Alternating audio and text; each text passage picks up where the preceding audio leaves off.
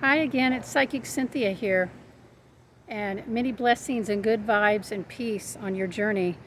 I am logging on to talk more about the surprising energies and vibration since the August 12th, 2026 eclipse in Leo. And I did not expect this to happen.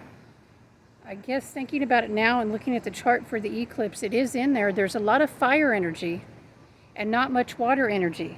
And I'll explain what that means in a second. Or the bottom line is, there were some energies released at the time of this eclipse and that are still being released some days later that are somewhat sinister and destructive, and you need to be aware and set the conscious intention to rise into a higher vibration, or at least to just be aware, to be conscious of your emotions, because there is a real vibration of anger that got released with this eclipse, and it's a non-specified anger, and I felt this psychically before I even went back to the charts and saw it astrologically, but it is in there. I wasn't looking for that when I was writing my forecast ahead of time and all that. And as I said in my earlier short video, I went outside the night after the eclipse to water my backyard. You can see some of it here. And this is usually a very relaxing and peaceful activity for me. I don't mind doing it at all. I'm doing it in the, evening usually, or morning or whenever. But this was the evening.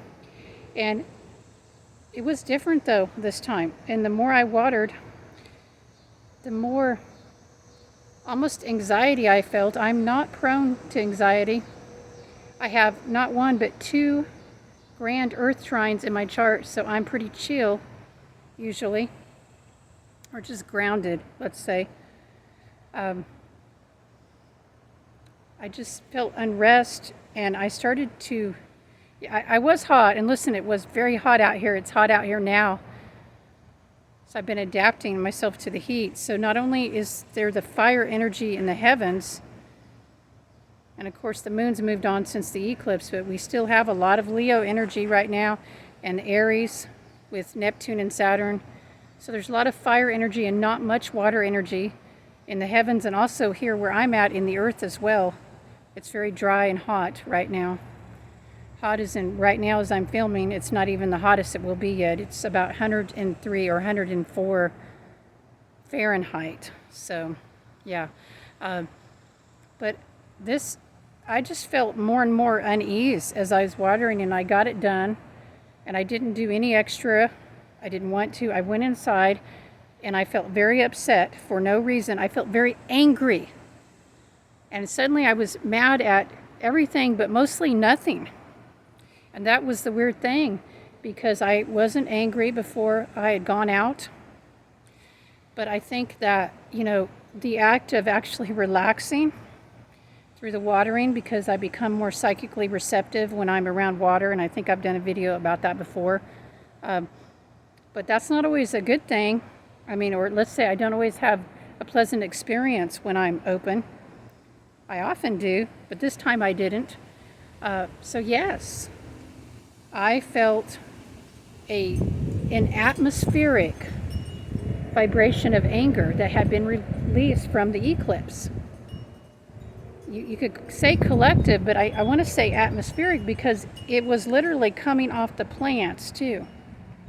And I could feel it in the air and just the energy. I've been taking Tai Chi, and one of the things we work on is sensing the energy while you move of everything around you, including the air.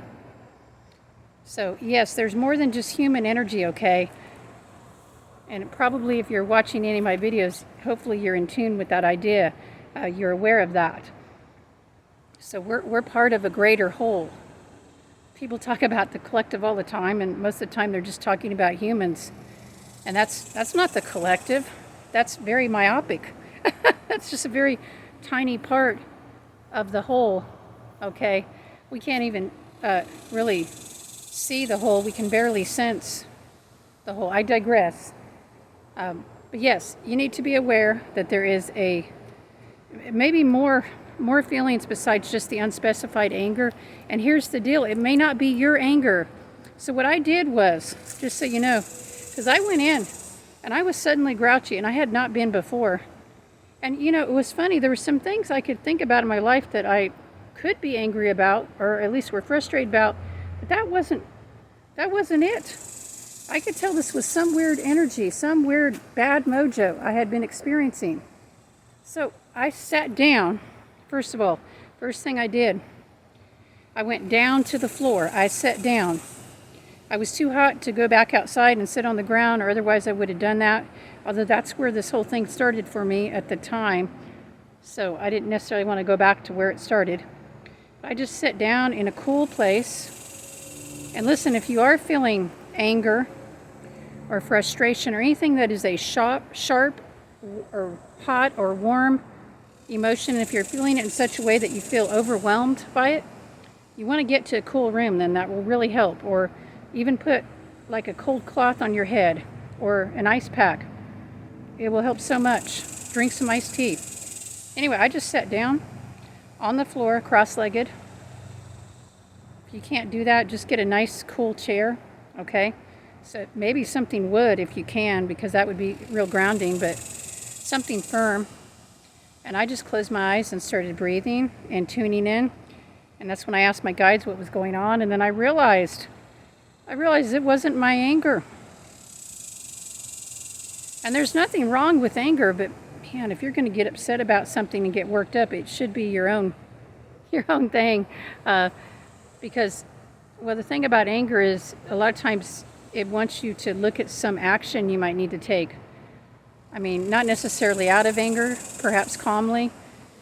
But if it's not your anger, then you're just picking up on things collectively and atmospherically that you really probably can't do much about.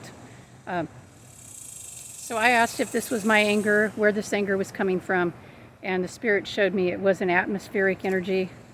And yes, the plants are a little angry right now because, you know, not right now, actually, they're happier. I watered last night, but they're getting tired of the heat too. But it's more than just the terrestrial heat. It is also the celestial heat. And we have so many planets in fire signs, Leo right now, and also Aries. Then we have some air, but that combination of air and fire is real arid and dry. We do have Mars in Cancer, but that's not a strong placement for a water energy. So we don't have a whole lot of water energy right now, cosmically speaking. So yes, many of you may feel that collective anger. If you want to think about too, Leo, you know, the sign of the solar eclipse, Leo, one of its connections is with the inner child. Not necessarily the inner infant. That could be Aries, or Aries is more like the baby. I guess that is an infant. Cancer also relates to the infant, the sign. But Leo is the child or the youth. So your inner child may be getting activated right now in some, you know, it depends. I mean, you can have the playful aspect of the inner child, but you can also have the unhealed inner child, the should I say children too, because there can be different ones within yourself. So pay attention. Are you having some of those unhealed inner children? Are they coming up? Are they acting out? If they are, they're just trying to tell you something, okay? And, you know, one of the things I looked at with this unspecified fear, it's always good to check, unspecified anger. Yours may be fear. I think with all the fire energy, it's going to be more likely to be anger. But it could be fear for some. So one of the things I checked for was ancestral anger. And, you know, is that something that was still carrying in my bloodline? So I did clear for that. And I've cleared for that before. A lot of us do carry ancestral angers for various reasons. And, you know, I think the reasons don't matter. Like, we don't need to get into they matter to you as a person, but what I'm saying is, in terms of releasing them, we can all release if we are willing. no matter what the root of the ancestral anger is. Sometimes it can really help to bless your ancestors. And when I say ancestors, I don't just mean your mother or your mother's mother or your mother's mother. I mean going far back. So just, ask your guides for help if you don't know how to do this. You do know how to do it. You just may not be confident that you know how to do it. So you can ask your guides for help with blessing your ancestors and send that love back in time, and then it will also come forward to you. And just ask your guides and ask their guides to help your ancestors release any ancestral anger. Or, if you think about the child energy being activated, one of the other things that might be along with that is the feeling of abandonment, or, not just the fear of abandonment, but the feeling that you have been abandoned or forgotten or left behind. I think a lot of people have been feeling that in our society for some while now. So, yeah. So these are some things to work with, some energies to clear. And listen, I just sat down on the floor, closed my eyes and breathed really deeply. And it really didn't take very long. That was enough for me. Now, I also did move my hands in a certain way. And I kind of channeled that, moving both hands, lifting them up and rising them down. So that might work for you. You might just tune in and see if your hands can move, your body can help you to release the energy. Or maybe you'll need a little bit more. Maybe you need to get up and walk around. Or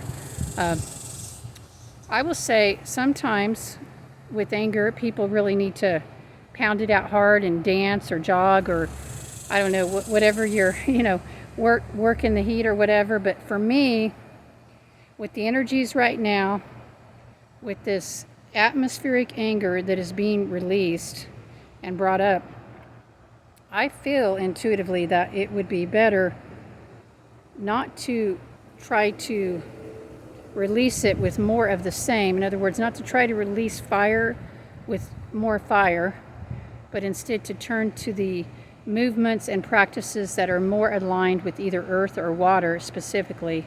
So that would be gentle movement, gentle, slow movement, deep breathing.